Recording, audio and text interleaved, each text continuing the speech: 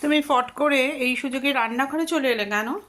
তুমি তো অ্যালাউড নও রান্নাঘরে। এসো, কাম, জানো, কাম।